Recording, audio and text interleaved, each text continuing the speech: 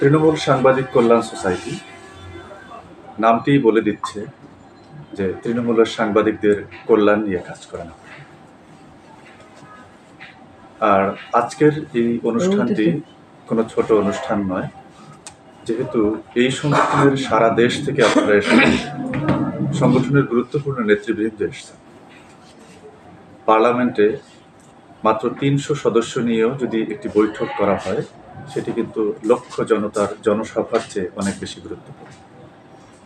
ঠিক তদ্রুপ আপনারা আজকে যদি হাজার হাজার প্রশিক্ষণার্থী এখানে একত্র করতেন, তার চেয়েও বেশি গুরুত্বপূর্ণ হচ্ছে এই সংগঠনের কেন্দ্রীয় নেতৃবৃন্দ যারা বিভিন্ন জেলা থেকে কষ্ট করে এখানে এসেছেন এবং এই সংগঠনটি ৬টি বছর পার হয়ে ৭ম বছরে পদার্পণ করেছে। এই অর্জন এবং অর্জন ধরে রাখা, এই সংগঠনের পরবর্তী কর্মপরিকল্পনা প্রণয়ন করা, সবকিছু নিয়ে আপনারা ভাবছেন, এই গতিধারা অব্যাহত রেখেছেন, এটা এই সংগঠনের জন্য বড় ধরনের একটি সফলতা। সাংবাদিকতার ক্ষেত্রে শুধু নয়, অন্যান্য ক্ষেত্রেও আমরা প্রকৃত লক্ষ্য থেকে সরে যাচ্ছি। শুধু বাংলাদেশ নয়, সারা পৃথিবীতে গণমাধ্যম নির্যাতিত, নিষ্পেষিত এবং গণমাধ্যম কর্মীরা তোষামোদকারী হিসেবে গণ্য হচ্ছে। আর তোষামোদকারী হওয়ার কারণে গণমাধ্যম কর্মীদের যে মর্যাদা ছিল, সেই মর্যাদা বারবার ভুলুণ্ঠিত হচ্ছে। কেন তোষামোদকারী হয়েছে? তোষামোদকারী হয়েছে এ কারণে, যখন গণমাধ্যম কর্মীরা দেখল যে তোষামোদ করা ছাড়া বেঁচে থাকার আর কোনো রাস্তা নেই। সেটি কিভাবে? সারা পৃথিবীতে শাসন ক্ষমতার সাথে, রাষ্ট্র পরিচালনার সাথে সাংবাদিকরা জড়িত। যেহেতু গণমাধ্যম হচ্ছে রাষ্ট্রের চতুর্থ খুঁটি, ফোর্থ স্টেট, অতএব 3টি খুঁটির সাথে সমন্বয় করেই চতুর্থ খুঁটিকে পরিচালনা করতে হয়, তার জীবনধারাকে পরিচালিত করতে হয়। সারা পৃথিবীর শাসন ব্যবস্থাটা পৃথিবীর শুরু থেকে শেষ পর্যন্ত কেমন চলবে, এটি আল্লাহ রাসূল সাল্লাল্লাহু আলাইহি ওয়াসাল্লাম একটি হাদিসের মাধ্যমে জানিয়ে দিয়েছেন। আর এই হাদিসটি কোনো যেন তেন হাদিস নয়, এটি হচ্ছে হাদিসে কুদসি। ইসলাম ধর্মের বিধান অনুযায়ী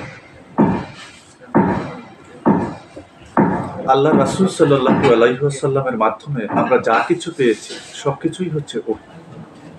ওহী হচ্ছে প্রত্যাদেশ, আল্লাহ রাব্বুল আলামিনের পক্ষ থেকে যা জানিয়ে দেওয়া হয়েছে, হুকুম করা হয়েছে। আর এই ওহীকে 2 ভাগে ভাগ করা হয়, ওহিয়ে মাতলু এবং ওহিয়ে গায়রে মাতলু। যেটি নামাজের মধ্যে তেলাওয়াত যোগ্য সেটি হচ্ছে ওহিয়ে মাতলু, আর যেটি নামাজের মধ্যে তেলাওয়াত যোগ্য নয় সেটি হচ্ছে গায়রে মাতলু। মাতলুকে আমরা কোরআন বলে জানি এবং ওহিয়ে গায়রে মাতলুকে আমরা হাদিস বলে জানি। আর এই হাদিসের মধ্যে সবচেয়ে গুরুত্বপূর্ণ হাদিসকে বলা হয় হাদিসে কুদসি। আল্লাহ রাসূল ভবিষ্যৎবাণীটি জানিয়েছেন এই হাদিসে কুদসির মাধ্যমে। তিনি জানিয়েছেন পৃথিবীর শুরুর দিকের শাসন ব্যবস্থা থাকবে নবুয়তের পদ্ধতি, যেটি হযরত আদম আলাইহিস সালাম থেকে শুরু করে সর্বশেষ মুহাম্মদ সাল্লাল্লাহু আলাইহি ওয়াসাল্লাম পর্যন্ত মদিনায় ইসলামী শাসন পরিচালিত হয়েছে। আল্লাহ রাসূল এই হাদিসে কুদসির মাধ্যমে জানালেন যে আল্লাহ যতদিন চাইবেন এই শাসন ব্যবস্থা প্রতিষ্ঠিত থাকবে, এরপরে এই শাসন ব্যবস্থা আল্লাহ উঠিয়ে নেবেন, নবুয়তের পদ্ধতি উঠিয়ে নেবেন। সেখানে আবার খিলাফতের শাসন প্রতিষ্ঠিত হবে। এই খিলাফতের শাসন পদ্ধতিও আল্লাহ উঠিয়ে নেবেন। তৃতীয় যে শাসন পদ্ধতিতে সারা পৃথিবীতে প্রতিষ্ঠিত হবে, সেটি হবে দুষ্ট রাজতন্ত্রের শাসন, যেটি শুরু হয়েছিল ইয়াজিদের মাধ্যমে। আর আমাদের এই ভূখণ্ডের সর্বশেষ প্রতাপশালী রাজতন্ত্রের শাসন ছিল রানী এলিজাবেথের শাসন। আল্লাহ রাসূল জানালেন আল্লাহ এই দুষ্ট রাজতন্ত্র উঠিয়ে দেবেন, তারপরে সেখানে স্বৈরতন্ত্র প্রতিষ্ঠিত হবে, জুলুমতন্ত্র প্রতিষ্ঠিত হবে। আপনারা সারা পৃথিবীর দিকে তাকান, সারা পৃথিবী একসময় রাজতন্ত্রের অধীনে ছিল। এই রাজতন্ত্র থেকে আস্তে আস্তে করে রাজতন্ত্র সীমিত হয়ে গেল, রাজতন্ত্রের বিদায় হয়ে গেল এবং সেখানে স্বৈরতন্ত্র প্রতিষ্ঠিত। বাংলাদেশও এর ব্যতিক্রম নয়।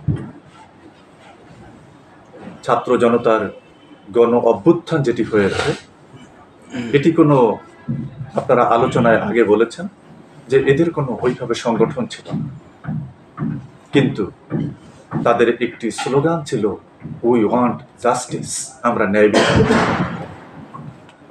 আমাদের এই দেশ থেকে যখন ন্যায় বিচার নিভৃতে কাঁদছিল, তখন এই ছাত্র জনতার অভ্যুত্থান সংঘটিত হয়েছে, যার নেতৃত্ব সরকারের গোয়েন্দা বিভাগও খুঁজে বের করতে পারে। এই জুলুমতন্ত্র যখন প্রতিষ্ঠিত হয়েছে, তখন আমাদের দেশের সাংবাদিকরা এই জুলুমতন্ত্রের পদলেখনকারী হয়েছে। আমাদের জাতীয় সংসদ, আমাদের প্রধানমন্ত্রীর কার্যালয়, আমাদের অন্য অন্য মন্ত্রণালয় যে সংবাদ সম্মেলনগুলো হতো, আপনারা যদি লক্ষ্য করেন, সেখানে সাংবাদিকরা জনগণের কণ্ঠস্বর হওয়ার পরিবর্তে তারা প্রধানমন্ত্রী, রাষ্ট্রপতি, অন্য অন্য মন্ত্রীদের গুণকীর্তনমূলক প্রশ্ন করত, যেটি সাংবাদিকতার মাথায় পচন ধরার সামিল। এখন সারা পৃথিবীতে পরিবর্তনের হাওয়া বইতে শুরু করেছে। আমাদের দেশের পরে সিরিয়ায় আসাদ পালিয়েছে, এবং সবচেয়ে ঐতিহাসিক বিষয়টি হলো, আমাদের দেশে যারা পালিয়েছেন, জাতীয় মসজিদ বাইতুল মোকাররমের খতিব সহ। এটি পৃথিবীর আর কোথাও হয়নি। কোথাও সরকারের পতন হলে সেখানে গির্জা বা মন্দির বা মসজিদের যিনি ইমাম থাকেন তিনি পালান। বিষয়টি অত্যন্ত ভাববার বিষয় যে আমাদের জাতীয় মসজিদের খতিব কেন পালালেন।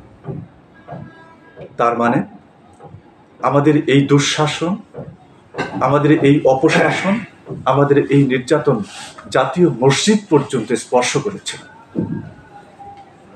এই জায়গাটি থেকে আমাদের বের হতে হবে। আমরা যারা নিজেদেরকে সাংবাদিক পরিচয় দেই তাদেরকে। আপনার যদি রাজনৈতিক পরিচয় থাকে, সেটা থাকুক। সেটি পূর্বতন সরকারের পক্ষে আপনি থাকেন, বা বর্তমান সরকারের পক্ষে আপনি থাকেন, বা ভবিষ্যৎ সরকারের পক্ষে আপনি থাকেন। আদর্শ নীতি আপনার আলাদা করে থাকতেই পারে, কিন্তু সেটি আপনি রাজনৈতিক প্ল্যাটফর্মে প্রকাশ করুন, সাংবাদিকতার প্ল্যাটফর্মে। যখন আপনি সাংবাদিকতার কলম ধরবেন, তখন আপনার সাংবাদিকতার কলমটি হওয়া চাই অবশ্যই দল নিরপেক্ষ নয়, দল নিরপেক্ষ। কথাটা গভীরভাবে মনে রাখবেন। সাংবাদিকের কলম কখনো নিরপেক্ষ থাকবে না। সাংবাদিকের কলম সবসময় পক্ষে থাকবে, কিন্তু সাংবাদিকের কলম থাকবে সবসময় দল নিরপেক্ষ। আপনি কোনো দলের গুণগান গাইবেন না, কোনো দলকে ক্ষমতায় নেওয়ার জন্য আপনার কলম চলবে না, কোনো দলকে ক্ষমতা থেকে নামানোর জন্য আপনার কলম চলবে না, কোনো দলকে তোষামত করার জন্য আপনার প্রশ্ন হবে না। তাহলে আপনি দল নিরপেক্ষ থাকবেন, আবার অপর দিকে আপনার দল থাকবে। তাহলে সেই দলটি কি? সেই দলটি হচ্ছে আপনি সবসময় ন্যায়ের পক্ষে থাকবেন, আপনি সবসময় নির্যাতিত মানুষের পক্ষে থাকবেন, আপনি সবসময় নিষ্পেষিত মানুষের পক্ষে থাকবেন, আপনি সবসময় ধ্বংসের বিপক্ষে থাকবেন, আপনি সবসময় বিনির্মাণের পক্ষে থাকবেন। যার জন্য সারা পৃথিবীতে এখন উন্নয়ন সাংবাদিকতার কদর বেড়েছে। আমাদের দেশের সংবাদপত্রগুলো আর দেশের বাইরের সংবাদপত্রগুলো, এর চেহারাটা সম্পূর্ণ ভিন্ন। কিভাবে? আমরা আমাদের খারাপ জিনিসগুলো উপরে তুলে ধরি, আর বিদেশের সংবাদপত্রগুলো তারা খারাপ জিনিসগুলো চেপে যাওয়ার চেষ্টা করে, তাদের ভালো জিনিসগুলো তুলে ধরে। আপনি দেখুন, আমাদের দেশে যত ভালো কাজ হয়, পৃথিবীর অনেক দেশে অত ভালো কাজ হয় না। এটি যদি আমরা কিছু কিছু বিষয় দিয়ে ব্যারোমিটার হিসেবে পরিমাপ করি, আমাদের দেশে যত মসজিদ রয়েছে, পৃথিবীর অন্য দেশগুলোতে এত মসজিদ। আমাদের দেশে যত ওয়াজ মাহফিল হয়, পৃথিবীর অন্য দেশগুলোতে এত ওয়াজ মাহফিল হয় না। আমাদের দেশের মানুষগুলো যত নামাজ আদায় করে, পৃথিবীর অন্যান্য দেশগুলোতে এত মানুষ নামাজ আদায় করে না। আমাদের দেশের মানুষগুলো যত দান খয়রাত করে, পৃথিবীর অন্য দেশের মানুষগুলো এত দান খয়রাত করে না। কিন্তু তারপরেও আমরা কিসের জাতি? আমরা ভিক্ষুকের জাতি, আমরা চোরের জাতি। এই অপবাদগুলো সারা পৃথিবীতে আমাদের আছে। আমার দেশের মানুষগুলো অন্য দেশে গেলে তখন তাদেরকে যথাযথ সম্মান দেওয়া হয় না, সন্দেহের চোখে দেখা। এটি কেন? আমরা আমাদের নেগেটিভ চর্চাগুলো বেশি করি, আমাদের পজিটিভ চর্চাগুলো আমরা বেশি করি। সাংবাদিকতায় আমাদের দেশ এবং জাতি গঠনের জন্য যেটি করতে হবে, আমাদের ইতিবাচক সাংবাদিকতার চর্চাটাকে বেশি করতে হবে, উন্নয়ন সাংবাদিকতার চর্চাকে বেশি করতে হবে। এজন্য আপনারা তৃণমূলের সাংবাদিক নিয়ে কাজ করেন। আপনাদেরকে ইসমাইল হোসেন সিরাজি আত্মবিশ্বাস জাতীয় প্রতিষ্ঠা প্রবন্ধে তিনি অনেক আগে বলে গেছেন আপনাদের কি করতে হবে। উনি বলেছেন এই জাতিকে জাগিয়ে তুলতে হবে। এই জাতিকে জাগিয়ে তোলার জন্য প্রত্যন্ত অঞ্চলের প্রতিটি মানুষকে নিয়ে ভাবতে হবে, প্রত্যেকটি মানুষকে জাগিয়ে তুলতে হবে। আর এই জাগিয়ে তোলার জন্য কিছু নকিব তৈরি হতে হবে, কিছু নেতা তৈরি হতে হবে, কিছু লিডার তৈরি হতে হবে। আর সেই লিডার হচ্ছেন আজকে আপনারা যারা এখানে উপস্থিত হয়েছেন তারা। আপনাদের এবং অন্যদের মধ্যে একটি মৌলিক তফাৎ রয়েছে।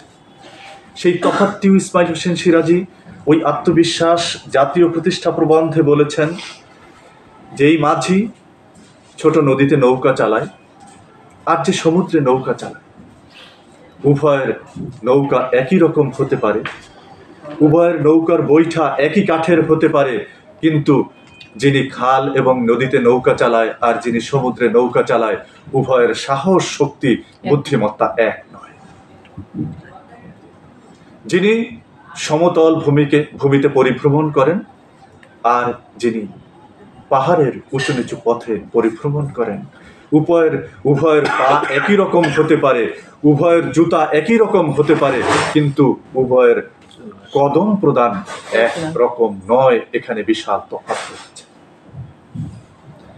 আপনারা তৃণমূলের সাংবাদিকদের মধ্যে থাকেন, কিন্তু সাধারণ নদীতে নৌকা চালানো মাঝি আর সমুদ্রে নৌকা চালানো মাঝির মধ্যে যেমন তফাৎ, তৃণমূলের সাধারণ সাংবাদিক এবং আপনারা যারা সাংবাদিক নেতা, আপনাদের মধ্যে ঠিক তেমন তফাৎ বলে আমি বিশ্বাস করি।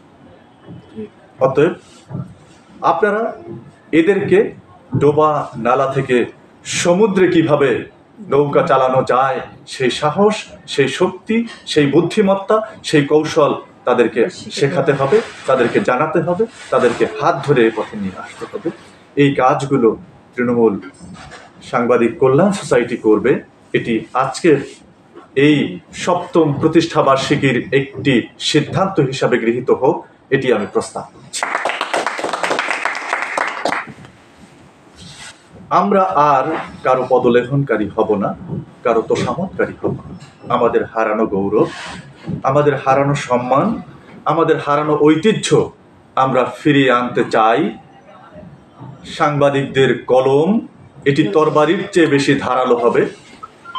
সাংবাদিকদের স্টেজ, সাংবাদিকদের প্ল্যাটফর্ম রাষ্ট্রের ৪র্থ স্তম্ভ হিসাবে প্রতিষ্ঠিত হবে। এটি আজকের এই আপনাদের প্রতিষ্ঠা বার্ষিকী থেকে সিদ্ধান্ত গ্রহণ করুন এবং এই পথে আপনাদের যাত্রাকে এগিয়ে নিয়ে যাবেন। বর্তমান পৃথিবীতে চ্যালেঞ্জ মোকাবেলা করতে হবে। তথ্য প্রযুক্তির যুগ, এই যুগের কারণে সমগ্র পৃথিবীটি এখন একটি গ্রামের মতো হয়েছে। মুহূর্তের মধ্যে আমি সারা পৃথিবীর এক প্রান্তের খবর আর এক প্রান্ত থেকে জানতে পারি। সাংবাদিকতায় চ্যালেঞ্জ মোকাবেলার জন্য আপনাদেরকে তথ্য প্রযুক্তির জ্ঞানে অত্যন্ত দক্ষ এবং আপডেটেড হতে হবে। আমাদের দেশের যে সংবাদপত্রগুলি, মেইন স্ট্রিমের সংবাদপত্র, আর একটি কথা উঠে এসছে যে ছোট ছোট সংবাদপত্রগুলো যেখানে অযোগ্য সাংবাদিকদের সমাবেশ, আমি বলবো সেখানে অযোগ্য সাংবাদিকদের সমাবেশ নয়, সেখানে হচ্ছে অপসাংবাদিক সম্পাদক এবং মালিকদের সমাবেশ। এটি হয়েছে কি কারণে? যখন কোনো ব্যক্তি দলের পদলেখন করেছে, দলীয় নেতা ক্ষমতায় যাওয়ার পরে তার কাছে দাবি করেছে আমাকে একটি সংবাদপত্রের ডিক্লারেশন দিতে হবে। তিনি বাণিজ্য করার জন্য, তিনি চাঁদাবাজি করার জন্য, তিনি সন্ত্রাসকে জিয়ে রাখার জন্য, সন্ত্রাসকে লালন পালন করার জন্য সংবাদপত্রের জন্ম দিয়েছে। অপরদিকে নিজের অবৈধ ব্যবসা, অবৈধ বাণিজ্য এগুলোকে প্রতিষ্ঠিত করার জন্য এবং নিজের অপকর্ম প্রতিষ্ঠিত করার জন্য, এটির উপরে যাতে অন্য কেউ আঘাত হানতে না পারে সেজন্য পাল্টা অস্ত্র হিসেবে নিজের সংবাদপত্র, রেডিও, টেলিভিশনের মালিক হয়েছে। এটি গণমানুষের কথা বলার জন্য হয়নি। আমরা চাই যেই গণমাধ্যম থাকবে সেটি গণমানুষের কথা বলবে। যেই গণমাধ্যম গণমানুষের কথা বলবে না সেই গণমাধ্যম স্বাভাবিক নিয়মেই আবার বন্ধ হয়ে যাবে, বিলুপ্ত হয়ে যাবে। সেই পত্রিকার সম্পাদক মালিকরা দেশ ছেড়ে পালিয়ে যাবে। আর যারা গণমানুষের কথা বলবেন তারা বীর দর্পে সাংবাদিকতা করবেন, তারা মাথা উঁচু করে সাংবাদিকতা করবেন। তারা শুধু দেশের বুকে নয়, সারা পৃথিবীর বুকে তারা মাথা উঁচু করে থাকবেন। এক্ষেত্রে আপনারা যারা সংবাদপত্রের সাথে জড়িত রয়েছেন, এখন মানুষ আর আগের মতো সংবাদপত্র কিনে পড়ে না, এটি যেমন সত্য, অপরদিকে আগের চেয়ে অনেক বেশি হারে সংবাদপত্র কিনে পড়েন সেটিও তেমন সত্য। এখন কোনটি পড়েন আর কোনটি পড়েন না। নিজের পয়সাটি কেউ পানিতে ফেলতে চান না।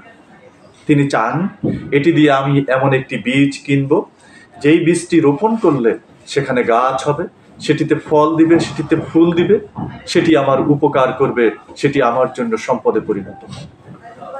আপনি 10টি টাকা দিয়ে যখন একটি সংবাদপত্র কিনবেন, সেই সংবাদপত্রে যদি শেখার মতো কিছু না থাকে, সেই সংবাদপত্রে যদি আপনার প্রয়োজনীয় প্রত্যাশিত তথ্যটি না থাকে, সেই সংবাদপত্র যদি আপনাকে উৎসাহ দিতে না পারে, সেই সংবাদপত্র যদি আপনাকে দিশা দিতে না পারে, তাহলে সেই সংবাদপত্র আপনি পয়সা দিয়ে কিনবেন। এমন সংবাদপত্র তৈরি করার জন্য তেমন কারিগর দরকার, তেমন লেখনী শক্তি সম্পন্ন সাংবাদিক দরকার। কিন্তু সেই মানের সাংবাদিক পুষিয়ে রাখার মতো অর্থ সংবাদপত্রের থাকা দরকার। আমাদের দেশের অধিকাংশ সংবাদপত্রই বেঁচে থাকার মতো যতটুকু অর্থ প্রয়োজন সেই আর্থিক সঙ্গতি তার নেই, যার জন্য সে যোগ্য সাংবাদিক বেতন দিয়ে রাখতে পারেন না। এ কারণে কিছু জায়গায় ঠিকাদারি হিসেবে দিতে হয়, আমার সংবাদপত্রের ডিক্লারেশন টিকিয়ে রাখার জন্য আমার এটা শুধু ছেপে দেওয়া হয়। এই ডিক্লারেশন টিকিয়ে রাখার জন্য ছেপে দেওয়া সংবাদপত্র মানুষ পয়সা দিয়ে কিনবেন। আর যেহেতু আর্থিক সংকট এবং গণতন্ত্রের সংকট, যেখানে পূর্ণ গণতন্ত্র, স্বাধীন গণতন্ত্র, নির্বিঘ্ন গণতন্ত্র নেই, সেখানে সংবাদপত্র বেড়ে ওঠার কোনো পরিবেশ থাকে না। এই সংকটের মধ্যে সংবাদপত্র টিকে থাকা অত্যন্ত দুরূহ ব্যাপার, অত্যন্ত কঠিন ব্যাপার। আপনারা আপনাদের পলিসি পরিবর্তন করতে পারেন। সেই পলিসি পরিবর্তনের প্রধান হাতিয়ার হবে আপনার হাতে থাকা মোবাইল ফোনটি। এখন মানুষ পড়ার চেয়ে দেখতে চায়, শুনতে চায় বেশি। আপনি দেখুন, একটি গল্প আপনি দিনভর পড়লেন, পড়ার পরে সেটি যতটা না মনে থাকে, তার চেয়ে একটি নাটক দেখলেন, নাটকটি অনেক বেশি সহজে মনে থাকে। অর্থাৎ আমরা যা দেখি এবং যা শুনি তা পড়ার চেয়ে বেশি মনে থাকে। এজন্য আপনারা যারা সংবাদপত্রের সম্পাদক, প্রকাশক রয়েছেন এবং যারা সংবাদপত্রের বিভিন্ন পর্যায়ের সাংবাদিক রয়েছেন, আপনার হাতের মোবাইল ফোনটিকে আপনি ব্যবহার করুন। আপনি নিউজযোগ্য ঘটনাটি আপনি ভিডিও, এই ভিডিও করে অল্প সময়ের ব্যবধানে এটিকে এডিট করে এটি পাঠিয়ে দেওয়া যায়, এটি আপলোড করে দেওয়া যায়। আপনি দেখুন, এখন বড় বড় সংবাদপত্রগুলো, প্রথম আলো থেকে শুরু করে, ইত্তেফাক থেকে শুরু করে বড় বড় সংবাদপত্রগুলো, তাদের সংবাদপত্রের পাঠক যত না বেশি, তার চেয়ে তাদের ইউটিউব এবং ফেসবুকে তাদের ভিউয়ারের সংখ্যা অনেক বেশি, এবং সেখান থেকে গুগলের মাধ্যমে আপনি আয় করতে পারেন। অতএব আজকে আমি আপনাদেরকে অনুরোধ করব যে আপনারা আপনাদের পত্রিকার ডিক্লারেশন টিকিয়ে রাখার জন্য যতটুকু না ছাপলেই নয়, ততটুকু ছেপে পত্রিকার ডিক্লারেশনকে টিকিয়ে রাখুন। যেহেতু আইনগত বৈধতার জন্য, আপনার সাংবাদিকতার মর্যাদার জন্য এটি আদায় করার জন্য আপনার পত্রিকার ডিক্লারেশন টিকিয়ে রাখতেন। আপনি একজনকে প্রতিনিধি হিসাবে নিয়োগ দেওয়ার জন্য আপনার পত্রিকার ডিক্লারেশন টিকিয়ে রাখতেন। অতএব ওখানে অতটুকু খরচ করুন, বাকি খরচটুকু আপনি ভিডিও জার্নালিজমের পিছনে। এই যারা প্রতিনিধি রয়েছেন তাদেরকে যদি আপনারা ট্রেন আপ করে দিতে পারেন, তাহলে দেখবেন তারা ভিডিও ক্লিপগুলোই এমনভাবে তৈরি করতে পারবেন যেটি এডিট করার কোনো প্রয়োজন হবে না, যেটি এমনভাবে তিনি ফুটেজ গ্রহণ করবেন সরাসরি আপলোড দিয়ে দেওয়া যাবে। আর মুহূর্তের মধ্যে যখন আপনি এই অডিও এবং ভিডিও একই সাথে দিয়ে দিতে পারছেন, তখন আপনার ভিউয়ার, আপনার দর্শক, আপনার শ্রোতা এটি বেশি বিশ্বাসযোগ্য হিসাবে এটিকে গ্রহণ করবেন। আপনার উভয় দিক থেকে আপনি লাভবান হবেন। আপনার চ্যানেলের ভিউয়ার বাড়বে, আপনার আর্থিক সক্ষমতা বাড়বে এবং আপনার চ্যানেলের মর্যাদা। আমরা আপনাদেরকে সেই ক্ষেত্রে সহযোগিতা করতে চাই।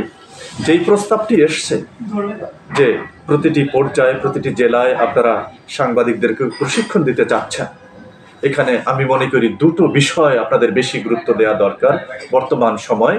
একটি হলো তার লেখনী শক্তি বাড়ানোর জন্য যতটুকু জ্ঞানগত যোগ্যতা বাড়ানো দরকার এটি করানো দরকার। আর দ্বিতীয় হচ্ছে প্রযুক্তির জ্ঞান, প্রযুক্তির দক্ষতা অর্জন করার জন্য যে টেকনিক্যাল বিষয়গুলো জানা দরকার, এক্ষেত্রে তাদেরকে দক্ষ করা। এই দুটি বিষয়কে সামনে রেখে যদি আপনারা আপনাদের সদস্যদেরকে, তৃণমূলের সাংবাদিকদেরকে প্রশিক্ষিত করতে পারেন, তাহলে এই সংগঠনটি তার যে নামের সাথে কল্যাণ রয়েছে, আমি মনে করি সেই কল্যাণটি সার্থক। আপনি একজনকে এভাবে সম্মেলনে ডাকলেন, তাকে নেতৃত্বের পদ দিলেন, এটি তাদের জন্য বেশি কল্যাণকর নয়। বেশি কল্যাণকর হচ্ছে আল্লাহ রাসূল তার হাদিসের মাধ্যমে জানিয়েছেন, কোনো পিতামাতা তার সন্তানকে একটি সুন্দর কথা শেখানোর চেয়ে আর কোনো উপহার উপঢৌকন দিতে পারেন। ঠিক তেমনি ভাবে আপনি যদি জ্ঞানের জগতে, জ্ঞানের ভিত্তিতে একজন সংবাদকর্মীকে বেশি দক্ষ করতে পারেন, তাকে রিচ করতে পারেন, তাহলে এটিই হবে তার জন্য সবচেয়ে বেশি সম্মানজনক, তার চেয়ে বেশি অর্জন। আর আপনাদেরকে একটি গোল নির্ধারণ করতে হবে। আপনারা যারা তৃণমূলের সাংবাদিক রয়েছেন, তৃণমূল থেকেই কিন্তু শীর্ষে আরোহণ। অতএব আপনি শুধু যেই পত্রিকার উপজেলা সংবাদদাতা রয়েছেন, জেলা সংবাদদাতা রয়েছেন, ছোট পত্রিকায় রয়েছেন, এখানে সন্তুষ্ট থাকলে চলবে না। আপনি যদি সাংবাদিকতাকে পেশা হিসেবে নিতে চান, তাহলে আপনাকে অবশ্যই আপনার দক্ষতা, আপনার যোগ্যতার মানের উন্নয়ন ঘটাতে হবে। আপনি পত্রিকার সম্পাদক হবেন, এই যোগ্যতা আপনার ভিতরে অর্জন করার জন্য আপনাকে সবসময়। যারা অন্য পেশায় রয়েছেন তাদের জন্য আমার পরামর্শ হলো, আপনার রুটি রুজির জন্য আপনি অন্য পেশায় থাকুন।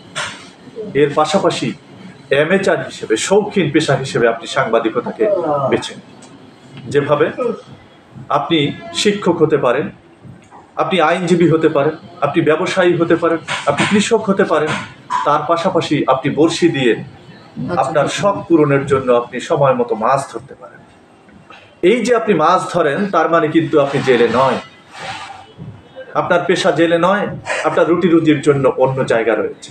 ঠিক তেমনি ভাবে আপনি আপনার রুটি রুজির জন্য যেই পেশায় আছেন সেটাকে ধরে থাকুন, সেটাকে সম্মান জানান, সেখানে সময় দিন। পাশাপাশি সাংবাদিকতাকে আপনি শৌখিন পেশা হিসাবে গ্রহণ করুন, তাহলে সাংবাদিকতা বেশি সম্মানিত হবে। যখন একজন সাংবাদিক তিনি তার রুটি রুজির জন্য অন্য কোনো বৈধ উপার্জনের রাস্তা থাকে না, তখন সেই সাংবাদিককে মানুষ সম্মানের চোখে দেখেন।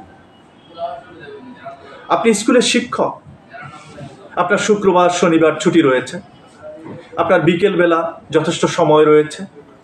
এই সময়ে যদি আপনি রিপোর্ট তৈরি করেন, আপনি তথ্য সংগ্রহের জন্য যান, দেখবেন সবাই আপনাকে সালাম করবেন, সম্মান জানিয়ে আপনাকে তথ্য দিবেন।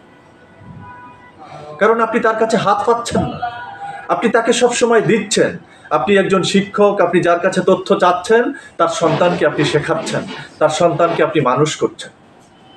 আপনি একজন ব্যবসায়ী, আপনার একটি মুদি দোকান আছে, আপনার পাশের প্রতিবেশী যিনি আছেন তার ঘরে রান্না করার জন্য যা যা প্রয়োজন এটি তিনি আপনার কাছ থেকে নিচ্ছেন, আপনিও তাকে সেবা করছেন।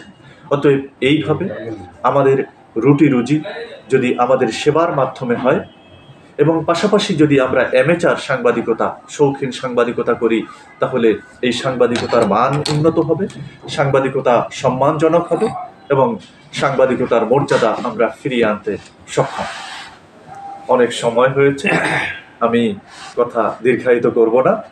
পরবর্তীতে আপনাদের যে বিষয়ভিত্তিক প্রশিক্ষণগুলো হবে, সেই প্রশিক্ষণগুলোতে আমরা হাতে কলমে ধরে ধরে কিভাবে আপনাকে শব্দ চয়ন করতে হবে, কিভাবে বাক্য গঠন করতে হবে, কিভাবে তথ্য সংগ্রহ করতে হবে, তথ্যের সোর্স কিভাবে পরিচালনা করতে হবে এবং এটির সাহিত্য মান কিভাবে উন্নত করতে হবে, এই প্রতিবেদন কিভাবে সংবাদপত্রে পাঠাতে হবে, এই ভিডিও কিভাবে ধারণ করতে হবে, এর আলোক কিভাবে নিয়ন্ত্রণ করতে হবে, এর সাউন্ড কোয়ালিটি কিভাবে বিল্ড আপ করতে হবে, সব কিছু আমরা হাতে ধরে ধরে পরবর্তীতে শিখব, যাতে আমাদের মান উন্নত হতে পারে।